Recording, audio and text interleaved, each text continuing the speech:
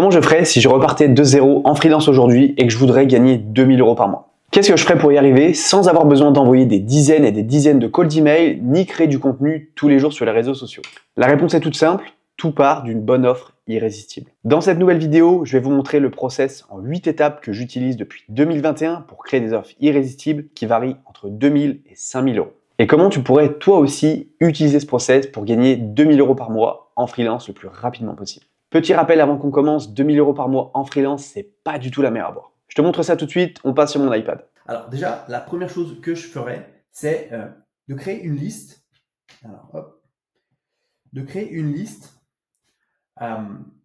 d'intérêts, c'est-à-dire des choses que j'aime, des choses qui m'intéressent dans la vie, ou même des choses ou même des choses dans mon passé, ce que j'ai fait. C'est-à-dire, est-ce que j'ai fait des études de, je sais pas, biologie? Est-ce que j'ai bossé dans le secteur, je sais pas, en stage, ou même en tant que CDI, je sais pas, dans l'IMO? Est-ce que j'ai bossé là-dedans? Immobilier. Est-ce que j'ai un avantage? En fait, c'est ça, c'est savoir est-ce que j'ai un avantage compétitif sur quelque chose par rapport à mon passé. Moi, je vous raconte vite fait ma vie. Avant de faire du marketing et d'être freelance, j'étais dans le BTP. Donc, mon avantage compétitif, c'était que je connaissais le BTP. Pendant 10 ans, j'ai bossé dans le bâtiment, en France, en Australie, en Nouvelle-Zélande, en Suisse. Et donc, je connaissais le marché, je connaissais tout ça. Donc, c'était mon avantage compétitif, on va dire. Donc, les intérêts. Donc, à partir de ça, notre première liste, c'est de faire une liste d'intérêts. Deuxième chose, c'est de faire une liste de mes compétences. C'est-à-dire, liste de mes compétences. Alors, désolé, j'écris un peu comme un chien. La prof de français se souvient encore de moi. Liste de mes compétences. Donc, qu'est-ce que j'ai comme compétence aujourd'hui que je peux monétiser? Est-ce que c'est le copywriting? Est-ce que c'est le SEO? Est-ce que c'est le graphisme? Est-ce que c'est le motion design? J'en sais rien. Bref, motion design. L'idée, c'est ça. C'est de savoir qu'est-ce que j'ai comme compétence que d'autres personnes n'ont pas et qui seraient capables de me payer pour tout ça. Alors, donc, une fois qu'on a cette liste-là, on va passer à la liste d'après. Ensuite, ce serait de créer une liste de problèmes que moi j'observe sur un secteur, sur une niche, sur un marché, peu importe. Exemple, donc liste de problèmes. Alors, ça peut être un problème. Encore une fois, c'est pas une solution idéale. Souvent, quand je demande à des freelances quel problème tu résous avec ton service, ils me donnent une situation idéale, c'est-à-dire j'aide les personnes à de faire plus de ventes. Non, ça c'est une situation idéale. Un problème, c'est un tunnel de vente ne convertit pas très bien. Un tunnel de vente convertit à moins de, une landing page convertit à moins de 3%. Un problème, c'est j'ai un problème de rétention avec ma stratégie d'email marketing. Ça, c'est un problème. Donc, quels sont les problèmes? Un exemple, ça peut être, voilà, faible conversion. Faible conversion. Conversion sur un tunnel. Je vais écrire un plus petit, ce sera plus simple. Faible conversion sur un tunnel, ça pourrait être taux de rebond, par exemple, taux de rebond, je dis une bêtise, au-dessus de 15%. C'est-à-dire que quand les personnes arrivent sur le site internet, elles se barrent immédiatement, c'est qu'il y a un problème. Autre problème, ça peut être seulement 1% d'interaction sur ces réseaux sociaux, sur ces RS, sur ces réseaux sociaux. Ça veut dire que ce qu'on crée, ce qu'on fait sur Instagram, sur n'importe quelle plateforme, il n'y a pas d'interaction. Donc ça, c'est un problème. Ça, c'est un problème que je suis prêt à payer pour être résolu. Ensuite, on va refaire une autre liste. On va faire une liste de problèmes avec un impact énorme, c'est-à-dire qui a un impact énorme sur le business, sur le business d'une entreprise. Donc par exemple, on va marquer, alors hop, liste de problèmes. Je vais marquer à high impact. Allez, je fais un peu l'américain. High impact. Qu'est-ce qui a énormément d'impact sur le business d'une personne? Donc par exemple, ça pourrait être trop de dépenses en marketing. C'est-à-dire que ça c'est vraiment une douleur qui est énorme. Putain, on dépense trop d'argent en marketing pour le retour sur investissement. On dépense 1000 euros, 2000 euros, allez, 5000 euros en publicité en ads, et on fait seulement 350 euros. Alors là, il y a un problème en fait. Là, il y a vraiment un problème. Donc, trop de dépenses. Donc ça, c'est un problème. Merde. Ça, c'est un problème qui est très douloureux. Trop de dépenses marketing, par exemple. Marketing. Ensuite, ça pourrait être le site web, c'est une passoire en fait. On fait venir du monde et en fait, il n'y a personne qui achète. Ou le tunnel de vente, c'est une vraie passoire. Les gens viennent et ils fuient, ça fuit en fait, il y a un problème. Site/tunnel, tunnel de zen égale passoire. Donc ça, c'est des choses, des problèmes avec énormément d'impact sur le business des personnes qu'on peut accompagner en tant que freelance. Ensuite, par exemple, ça pourrait être la landing page. La landing page, elle convertit à environ 5%, ce qui est bien dégueulasse. Elle convertit seulement à 5%, alors qu'on met énormément de budget sur cette landing page, et donc ça va. Donc là, on se rend compte qu'on a déjà des problèmes très très très importants, des problèmes qui doivent être résolus pour le business des personnes qu'on cible, parce que si ces problèmes ne sont pas résolus, il y a possibilité qu'ils mettent la clé sous la porte ou qu'il se passe quelque chose de très grave pour eux. Donc ça, c'est la deuxième chose. Ensuite, on va faire une liste de qui, c'est-à-dire la liste de qui. Qui a ce problème? Qui a ce problème? Donc, par exemple, on va marquer comme ça, qui a ce problème? Donc là, on réfléchit à ça. Ensuite, on peut se réfléchir à dans quel secteur? Le secteur. Est-ce que c'est le e-commerce? Est-ce que c'est l'infoprenariat? Est-ce que c'est les SaaS? Est-ce que c'est les services? Est-ce que c'est les startups? Je sais pas, peu importe. Est-ce que c'est les coachs? Est-ce que c'est, je sais pas. Donc, il faut vraiment trouver ça. Ensuite, c'est aussi la niche. Donc, vraiment, essayer d'être un peu plus précis sur quelle personne, quelle entreprise, quelle persona a ce problème. Après, ça peut être un problème qui est partagé par différents personas, c'est-à-dire un persona un problème peut être partagé, dans plusieurs niches, c'est-à-dire une landing page qui convertit très mal, ça peut être un problème en e-commerce, mais aussi un problème en infoprenariat. Voilà, l'idée c'est ça, c'est vraiment de savoir qui a ce problème, qu'est-ce que moi j'ai vu de mon expérience, qui a ce problème. Donc ça, c'est la liste du qui. Ensuite, c'est la liste d'une cible idéale. Donc, liste de la cible est là, de la cible idéale. Donc là, c'est qui est une cible idéale quand on est freelance? Déjà, premier truc, c'est un business qui a de l'argent. C'est une cible qui a de l'argent. Parce que si la cible n'a pas d'argent, ça va être compliqué. C'est comme si on va voir un SDF en lui disant est-ce que tu veux pas acheter ma prestation? Non, j'ai pas de sous, je fais pas d'argent. Forcément, je peux pas t'acheter ton truc. Donc, c'est un biz qui a de l'argent. Et ça, c'est pour moi un énorme problème de beaucoup de freelance, c'est qu'ils se disent ouais, j'allais voir les petits business et tout parce que je peux les aider et tout. Oui, mais les petits business, la plupart, enfin beaucoup en tout cas, une majorité ne font pas d'argent. Donc en fait, va pas voir des petits poissons, va voir des poissons déjà un peu plus avancés. N'essaye pas d'aider un business qui débute entre, je sais pas, 0 et 6 mois parce que c'est le début, c'est compliqué. Va voir plutôt un business qui a 2 ans, 3 ans, 4 ans, 5 ans d'activité parce qu'ils ont commencé déjà à générer des revenus. Si ça fait déjà 4-5 ans qu'ils sont là, forcément, c'est que ça fonctionne. Ils ont de l'argent pour faire vivre, pour faire tourner la machine. Donc, va voir déjà des business qui ont de l'argent. C'est vraiment fondamental. Comment vendre des prestations à 5 000 euros à un client? Va voir un client qui en fait 500, 1000. Va voir un client qui génère 15, 20, 30, 50 000 euros par mois. Ce sera beaucoup plus simple. Si tu vas voir un client qui génère 300 euros par mois, comment tu veux lui vendre un truc à 5 000 euros? Voilà, c'est exactement ça. Donc, va voir toujours un biz qui a de l'argent.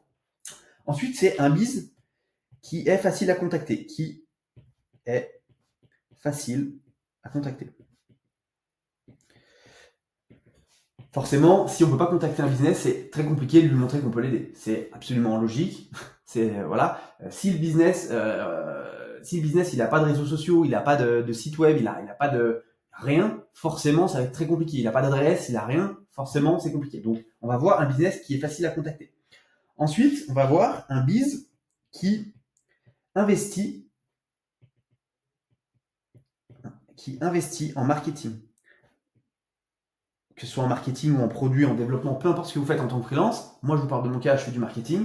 Si je vais voir une entreprise qui ne fait pas de marketing, c'est très compliqué de la convaincre qu'il faut que tu fasses du marketing. On part de beaucoup plus loin dans le niveau de conscience du fait qu'il faut faire du marketing qu'une personne qui fait déjà du marketing. Elle commence à avoir quelques résultats ou alors pas très bons, mais derrière, si on lui dit, écoute, je peux t'aider à optimiser tout ça et à faire rouler la boule encore plus vite que tu ne l'as lancé déjà, ça va être beaucoup plus simple à vous. Donc, un biz qui investit en marketing, c'est fondamental. Ensuite, moi j'aime bien dire, c'est un biz qui a déjà mis des choses en place. Qui a déjà mis des choses en place. Et quand je dis en place, c'est un peu flou, donc je vais m'expliquer. Des choses en place, c'est est-ce que voilà, vous vendez du copywriting, est-ce que cette entreprise a déjà créé une page de vente, fait déjà du mail marketing, a déjà mis en place un tunnel de vente, a déjà mis, je sais pas, créé déjà du contenu sur les réseaux sociaux. Est-ce que ces personnes ont déjà mis ça en place ou non? Si c'est pas le cas, il va falloir délivrer une presta, mais avant ça déjà, convaincre cette personne que tu devrais faire du copywriting. Mais c'est quoi le copywriting? Le copywriting, c'est ça, c'est ça. Donc tu passes un temps fou à convaincre une personne, donc c'est pas l'idéal. Donc c'est pour ça que moi je dis, il faut déjà aller voir des personnes qui ont déjà mis des choses en place, parce que c'est beaucoup plus simple de vendre de l'optimisation que quelque chose de nouveau. On part de moins loin sur le niveau de conscience. Voilà. Je parle du copywriting, ça pourrait être l'emailing, ça pourrait être le développement web, peu importe, c'est la même chose. Le principe il est là. Ensuite, c'est, comme je disais tout à l'heure, un biz qui est sur les réseaux sociaux. Idéalement. Encore une fois, ça dépend ce que vous vendez, mais si vous vendez du marketing, des services de marketing, copywriting, emailing, ghostwriting, ce que vous voulez, c'est du marketing. Donc, il faut déjà aller voir des gens qui sont sur ces réseaux-là, qui font déjà des choses. Parce que si elles ne font pas de choses, encore une fois, c'est très compliqué de les convaincre. Ça se fait, bien sûr, mais ça va demander énormément d'efforts, de déployer énormément d'énergie. Et ça, c'est compliqué. Ça prend du temps. C'est pour convaincre une personne pendant une semaine, 2 semaines par email qu'il faudrait qu'elle prenne un call avec vous pour derrière que vous allez, pour la convaincre de tu devrais faire ça, oh, je suis pas vraiment sûr, vous allez perdre un temps fou, ça va vous rendre fou. Donc, allez voir déjà des personnes qui sont sur les réseaux sociaux, qui ont déjà lancé un peu la boule et elles commencent à rouler, mais tout doucement. Allez leur dire, écoute, je peux venir avec toi, on peut la pousser encore plus fort. Donc ça, c'est une autre chose. Ensuite, c'est, comme je disais, un biz avec un niveau de conscience élevé sur son problème. Sur son PB ou votre solution. C'est-à-dire que au lieu de, encore une fois, de vouloir convaincre une personne, machin, ou essayer de montrer à personne, mais tu sais que tu as un problème, là, tu sais que sur ton tunnel de vente, tu as un problème parce qu'il y a ça qui va pas, et là, tu perds énormément d'argent. Si la personne n'est pas vraiment, ok, ouais, je suis pas sûr et tout, c'est compliqué. Alors si la personne est déjà dans une phase où elle se dit, putain, oui, on a mis un truc en place, c'est vrai que sur 1000 personnes qu'on envoie sur cette page de vente, sur cette landing page, il n'y a que 3 personnes qui bookent un call, tiens, c'est quand même pas normal. Est-ce qu'on n'est pas en train de chercher une solution? Voilà, c'est déjà d'aller voir des personnes qui sont conscients que leur problème est bien là, est bien réel, ou alors des personnes qui sont déjà en train de chercher une solution, qui comparent, qui voient un petit peu, qui essaient d'être là. Donc ça, c'est beaucoup plus simple pour derrière faire du business avec ces personnes et derrière gagner 2000 euros par mois. Donc ça, c'est l'autre chose. Ensuite, c'est de faire... Ensuite, c'est de trouver des bises où notre service répond à leurs problèmes. C'est-à-dire que moi, je vois énormément de freelances qui se disent « Ouais, je vais aller démarcher cette personne, cette entreprise, peu importe. » Mais est-ce que tu es certain que ton service peut aider cette personne à résoudre son problème? Ah, je sais pas trop et tout. Non, en fait, si tu vises quelque chose, si tu vas dans une direction, sois sûr que c'est dans cette direction qu'il faut que tu ailles, en fait. Essaye pas d'aller un peu là, un peu là. C'est comme si tu dis je vais essayer d'aller convaincre un vegan de manger de la viande. En fait, non. Va voir un mec qui adore la viande. Donc, essaye déjà, et puis montre que ton service peut résoudre ce problème de cette personne. N'essaye pas de convaincre, bref, c'est très compliqué. Donc, être certain que par rapport à notre service, nos compétences, notre offre qu'on peut créer pour cette personne va résoudre son problème. Ça sert à rien de rentrer en contact avec des personnes avec qui on n'est pas sûr. Moi, je dis toujours, il faut aller voir des personnes dont on est sûr qu'on peut résoudre le problème parce que sinon, ça prend un temps fou et ça sert à rien. Donc ça, c'est ça. Ensuite, c'est de créer une liste, la cible idéale. Donc, la cible, donc par rapport à ça, la cible idéale. Donc, la cible idéale, forcément, elle a un problème qu'on peut résoudre. Donc ça, je le disais juste avant. Ensuite, on peut apporter un réel impact. Ça, c'est pas assez dit, je pense. Un réel impact à leur business. on peut apporter, donc c'est apporter je vais mettre en gros, réel impact. Oups. Impact à leur business. À leur business. C'est pas, je vais te faire 3 emails, tu verras, ça va être trop bien, on va générer 200 balles. Non, je peux t'aider à faire ça, ça et ça. Et grâce à tout ça, tu vas pouvoir exploser ton chiffre d'affaires, ta visibilité, ta rétention client, peu importe. Mais c'est vraiment d'apporter une solution, un réel impact dans le business de la personne. C'est-à-dire, plutôt que de dire je vais optimiser juste ton accroche de ta page de vente, non, je vais optimiser ton tunnel en entier. C'est-à-dire que au lieu de faire un tout petit peu plus de ventes, tu vas en faire énormément plus. C'est-à-dire que sur ta page de vente, derrière, je vais te créer un upsell, un downsell, un cross-sell, des choses qui derrière vont énormément impacter ton business. C'est-à-dire que grâce à mon service ou mon produit, tu vas me payer 2000 euros. Dans le cas de cette vidéo, 2000 euros. Mais derrière, tu vas en faire x10, x20, x30.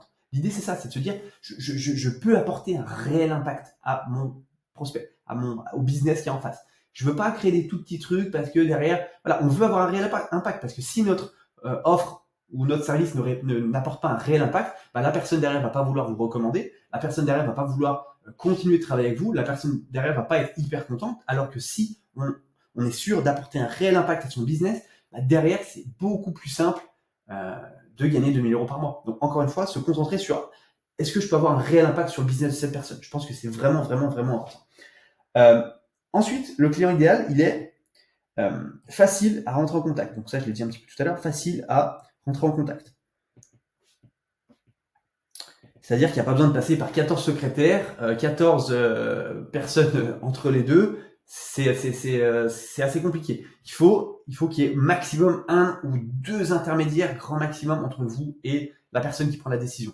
Si vous allez viser des boîtes du CAC 40 et des boîtes je sais pas où, ça va être très compliqué de rentrer en contact avec ces personnes, même avec les responsables marketing ou ces gens-là. Il faut passer des trucs. Ça prend un temps fou. Moi, je vous conseille pas. Et puis, pour gagner 2000 euros, pas besoin d'aller chercher des grosses boîtes comme ça. Des business qui génèrent entre 0 et... Non, peut-être pas 0, parce que du coup, on peut rien en vendre, mais des business qui génèrent entre 10 000 euros et 50 000 euros par mois. Il y en a énormément, on se rend pas compte. C'est beaucoup plus facile d'aller chercher ces gens-là parce qu'ils sont plus faciles à rentrer en contact. Ils ont un tout petit peu d'argent à investir, donc ça, c'est bon. Ensuite, le client idéal, forcément, il peut payer. Et donc, on en revient à combien cette personne gagne. On n'est pas certain de savoir combien cette personne gagne, mais si la personne génère 10, 20, 30, 40, 50 par mois, c'est le minimum pour payer 2000 euros un prestataire. Forcément, plus c'est haut, plus c'est simple. Mais voilà. Maintenant, comment on sait si une entreprise génère de l'argent? On peut pas le savoir exactement, à moins de mettre le nez dans leur comptabilité, on peut pas le savoir. Moi, ce que j'aime bien faire, c'est déjà regarder combien de personnes travaillent dans cette entreprise. Est-ce que c'est un mec tout seul? Si c'est un mec tout seul, peut-être que c'est moins, il y a moins d'indicateurs sur le fait que ils génèrent beaucoup d'argent. Par contre, s'ils sont 2, 3, 4, 5, là, ça veut peut-être dire qu'ils ont été obligés de recruter parce qu'il y avait une trop grosse croissance. Donc, s'il y a de la croissance, il y a peut-être un peu d'argent. Ensuite, est-ce que ces personnes sur LinkedIn, elles sont présentes sur LinkedIn? Est-ce qu'elles créent du contenu? Est-ce qu'elles font des choses? Est-ce qu'elles ont apparu?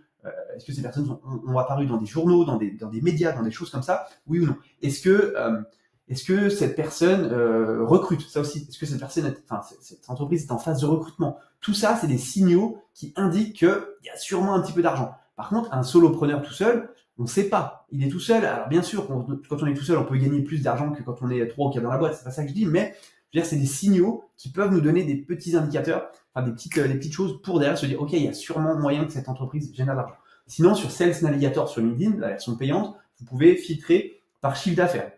Alors, c'est pas une science exacte, encore une fois, mais on peut plus ou moins savoir combien ces personnes font. Donc déjà, il faut aller voir des personnes qui peuvent payer, parce que sinon, ça va être la galère. Ces personnes vont vouloir vous payer 200 balles, faire 14 allers-retours pour modifier ce que vous avez fait, c'est compliqué. Alors qu'un client qui vous paye 5000 euros, très souvent, moi je vous parle par expérience, les gens, ok, super, très bien, nickel, allez, la facture est partie. Écoute, c'est bien, nickel. Ça, c'est ce genre de client-là qu'on veut. Donc, il faut aller voir les clients qui peuvent payer parce qu'on n'a pas envie de se battre avec est-ce que tu m'as payé, Ensuite, c'est de se créer une liste ce qu'il se passera si ces personnes ne règlent pas leurs problèmes. Si ces clients idéaux, moi je marquais client, ne règlent pas ce problème, ne règlent pas ce PB. Problème. Qu'est-ce qui va se passer? Donc là, c'est à nous de faire une liste. Qu'est-ce qui peut se passer? Donc là, aller chercher vraiment les points de douleur. C'est-à-dire, ça peut être, il pourrait mettre la clé sous la porte. Clé sous la porte. Ça pourrait être décevoir leur entourage. Ça pourrait être perdre beaucoup d'argent. Perdre beaucoup d'argent. Ça pourrait être la concurrence va vous dépasser. Ça aussi, c'est un truc qui est intéressant de jouer là-dessus. Tu sais que la concurrence est en train de faire des choses que toi tu ne fais pas. Ou est-ce que tu sais que la concurrence est en train de prendre de l'avance sur toi? Personne ne se faire doubler en fait. On déteste se faire doubler, on déteste que les. Du coup, ça va créer une sorte de FOMO, mince, il faut que je fasse ça en fait. Donc justement, on peut jouer dessus de la concurrence. Concurrence prend de l'avance. Putain, mais merde. Prend de l'avance. Donc tout ça, écrire toutes les choses, lister ce qui pourrait se passer pour notre client cible s'il ne met pas tout ça en place, ça va, ça peut pas le rendre fou, mais c'est lui montrer qu'il faut absolument qu'il mette tout ça en place parce que sinon, il y a des risques. Et les risques associés à tout ça, c'est de perdre beaucoup d'argent, c'est de mettre la clé sous la porte, de décevoir sa famille, décevoir ses enfants, devoir rembourser un prêt peut-être alors que la clé a été mise sous la porte. Bref, tout ça, vous voyez un peu l'idée. Ensuite, par rapport à ça, on va récupérer toutes ces infos-là et on va se dire, ok, moi par rapport à ce que je sais de mon client cible, il faut que j'établisse ce que j'appelle mon équation POA. Donc POA, P-O-A. P, c'est positionnement. Positionnement clair et évident. Évident pourquoi? Parce que, et clair, parce qu'on comprenne tout de suite qu'il n'y a pas besoin de se poser la question. Clair pourquoi? Parce que, évident, pardon. C'est-à-dire que quand vous allez parler avec votre cible client, il faut que ce soit évident pour elle de vouloir travailler avec vous parce que vous êtes positionné de cette manière. Et derrière, vous allez lui expliquer, écoute, moi, je suis positionné de cette manière parce que, pour cette raison. C'est-à-dire que moi, à l'époque, quand j'étais copywriter dans le BTP, je parlais avec mes cibles clients qui étaient des SaaS dans le BTP. Elle me disait, mais c'est intéressant ton positionnement et tout. Bah ouais, parce que j'ai bossé 10 ans dans le bâtiment. Alors aujourd'hui, je fais du marketing et du copywriting pour les entreprises dans le BTP. Ah bah ouais, c'est évident en fait pour eux. Ils disaient, ah ouais, c'est évident que c'est toi la personne à qui on a envie de travailler parce que tu connais nos enjeux, tu connais tout ça. Vous avez bossé dans l'immobilier, comme je disais tout à l'heure, vous avez bossé n'importe où. Eh ben, allez voir des personnes dans l'immobilier et expliquez-leur que vous êtes positionné sur ce secteur parce que vous connaissez le marché, vous connaissez les frustrations, les douleurs, les machins. Vous êtes, je parlais avec un freelance hier qui s'appelle Julien, il m'expliquait qu'il était pompier. Je dis, putain, mais pourquoi tu ne te positionnes pas sur la santé, sur tout ce qui est urgence? Tu as énormément de légitimité là-dessus, et derrière, ça va être beaucoup plus simple qu'on te fasse confiance à toi plutôt qu'un copywriter lambda. Voilà. Donc, au lieu de te positionner sur l'infoprenariat et le e-commerce, alors que tu n'as jamais vendu de produits e-commerce, tu connais rien en e-commerce, tu n'as jamais vendu de rien en infoprenariat, commence à rentrer, pénètre le marché par une porte qui est facile à ouvrir, c'est-à-dire tes expériences passées. Donc, moi, je vous invite à vous positionner d'une manière qui est claire et évidente. Ensuite, O, c'est offre. Donc, c'est offre irrésistible. C'est-à-dire d'apprendre à créer des offres irrésistibles. Qu'est-ce qu'une offre irrésistible? C'est une offre qui est trop belle pour être refusée. Donc, comment on crée une offre qui est trop belle pour être refusée? J'ai fait une vidéo sur ma chaîne que je vous mettrai dans la description. En gros, c'est de dire, ok, aujourd'hui tu as ce problème, et par rapport à ce problème, moi je vais créer une solution adaptée qui va exactement répondre à ton problème là. Donc, je vais te montrer ce que tu vas recevoir dans mon offre, c'est-à-dire ta situation rêvée, c'est-à-dire tu veux augmenter ton chiffre d'affaires, tu veux augmenter ta visibilité de 25%. Moi, je te dis dans mon offre, je vais t'aider à augmenter ta visibilité de minimum 25%. Voilà. Donc après, je te dis aussi, je l'ai déjà fait par exemple avec tant de clients. Après, je peux te dire aussi dans mon offre, ça, on va arriver à atteindre ce résultat en moins de 30 jours, en moins de 60 jours, en moins de 80 jours, peu importe, mais c'est d'avoir une échelle temporelle pour que la personne se dise, ok, aujourd'hui, je mets 2000 euros et je sais que dans 30, 40, 50, 60, plus le temps est court, mieux c'est, plus l'échelle de temps est courte, mieux c'est, je vais pouvoir rentabiliser mon investissement avec cette personne. Donc, dans son offre, c'est un peu un no-brainer. Je prends pas énormément de risques. Et en plus, moi, ce que j'aime bien faire, c'est d'offrir des garanties. De dire, bah, si on n'atteint pas cet objectif dans 45 jours, dans ce que vous voulez par rapport à ce que vous avez dit, soit tu ne payes pas, soit je continue de travailler avec toi gratuitement jusqu'à temps qu'on atteigne l'objectif qu'on s'est fixé, ou alors, je sais pas, bref, offrir des garanties, ça permet de montrer qu'on prend les risques sur nous et qu'on est prêt à prendre ce risque. Et en fait, c'est pas le client qui prend le risque. Parce qu'aujourd'hui, si vous voulez trouver des missions, surtout au début, si vous êtes en galère, je pense que le risque, vous devriez le prendre, même si vous n'êtes pas certain de réussir la mission, parce que, encore une fois, c'est pas au client de prendre le risque, c'est à vous de prendre le risque. Donc, ça va montrer au client que vous êtes confiant dans vos compétences, que vous pouvez réaliser cette mission, et vous, ça vous mettra un énorme boost d'énergie pour réaliser cette mission et faire en sorte que ce soit un succès. Donc, créer une offre irrésistible et sur mesure. C'est-à-dire, encore une fois, j'aime bien prendre cette analogie. Imaginez-vous quand vous étiez petit, il fallait mettre, je sais pas, il existe, vous savez, des jouets, c'est un trou avec un triangle, c'est un trou avec un carré, c'est un trou avec un rond. Et ben ça, c'est le problème de votre client cible, de votre prospect. Et ben, c'est à vous d'adapter votre offre pour que ça rentre dans le triangle, ça rentre dans le rond, de le modéliser, hop, hop, hop, hop, tac, ça peut rentrer. C'est exactement ça, une offre irrésistible. C'est vraiment modéliser une offre en fonction de la personne en face, qu'elle soit sur mesure et vraiment qu'elle soit trop belle pour être refusée. Et pour qu'elle soit trop belle pour être refusée, il faut lui parler de tout ce que vous pouvez lui apporter, par exemple du nombre de personnes avec qui vous avez travaillé, du pourcentage de succès, j'en sais rien. Baisser aussi le fait que, t'inquiète pas, on prend pas de risque, je travaille avec toi jusqu'à temps qu'on réussisse ça. Je peux te dire aussi des choses qui puissent le rassurer pour que derrière la personne se dise ok, je prends pas trop de risques, c'est la personne qui prend des risques. Et derrière, en plus, je sais qu'en tant de temps, on est censé avoir des résultats. En 30 jours, en 40 jours, j'en sais rien, peu importe. Mais l'idée, c'est que je sais exactement ce que je vais avoir et je sais que je prends très peu de risques et je sais en combien de temps je vais pouvoir obtenir un retour sur investissement. Donc vraiment, créer des offres irrésistibles, c'est vraiment important et je vous encourage à aller voir sur ma chaîne, j'ai créé une vidéo là-dessus. Ensuite, le A, c'est vraiment un canal d'acquisition, un ou plusieurs acquisitions. Moi, je dis c'est acquisition constante. C'est en fonction de ça, si votre positionnement est bon, est clair et évident, si vous savez créer des offres irrésistibles, derrière l'acquisition, elle est constante. C'est-à-dire que vous êtes capable d'aller voir des gens, de leur dire écoutez, par rapport à ton problème, c'est ça, ça, ça et ça. Moi, je peux t'aider à faire ça, ça et ça. C'est voici mon offre. Est-ce que ça t'intéresse qu'on en discute? Forcément, si vous êtes évident pour votre cible client, si vous savez créer, vous montrez que vous pouvez répondre à son problème grâce à une solution qui est adaptée sur mesure et qui n'est pas risquée pour lui, derrière, faire de l'acquisition, c'est très simple.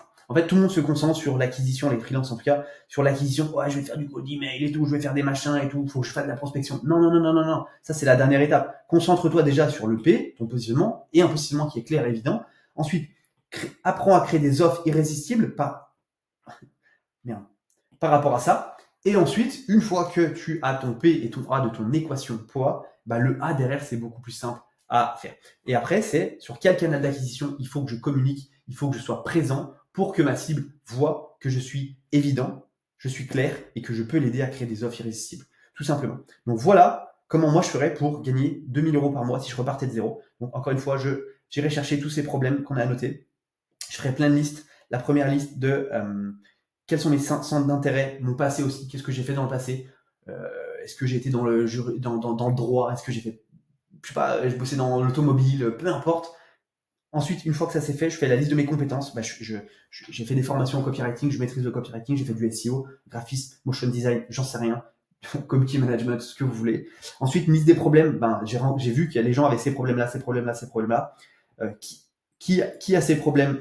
Ces problèmes, c'est je sais pas, les e-commerçants, c'est ce genre de personnes, c'est les personnes qui mettent des tunnels de vente en place, c'est les personnes qui font des pages de vente, bref, peu importe, la niche. Ensuite, c'est le client cible idéal, donc c'est qui est-ce qui a de l'argent qui est-ce qui est facile à contacter, qui est-ce qui investit déjà en marketing, bref, vous avez l'idée.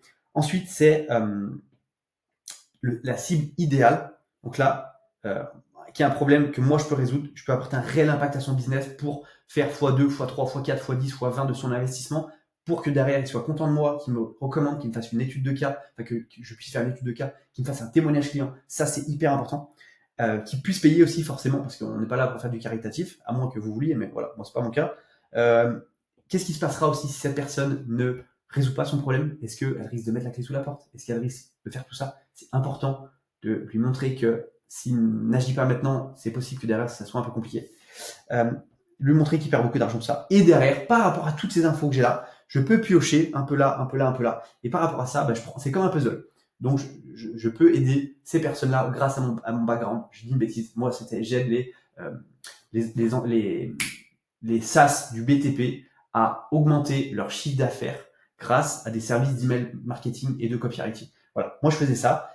Derrière, j'arrivais à créer des offres irrésistibles. C'est-à-dire, voilà, aujourd'hui, tu es un SaaS, tu fais déjà de l'email marketing. Ok, intéressant. T'es satisfait un petit peu de tes résultats? Bah non, pas trop et tout. Qu'est-ce que tu as mis en place? Bon, on a 3 emails. Pourquoi 3 emails? Bah, je sais pas, on a entendu ça. Ah ouais, et si je te montrais comment je pourrais t'aider à augmenter de, je sais pas, 14% ton taux d'opt-in à ton offre et derrière à booker plus de rendez-vous, est-ce que ça t'intéresserait? Bah ouais, carrément. Tu veux que je te montre comment? Ok, bah voici moi comment moi je ferais. Est-ce que ça t'intéresserait que je le mette en place pour toi?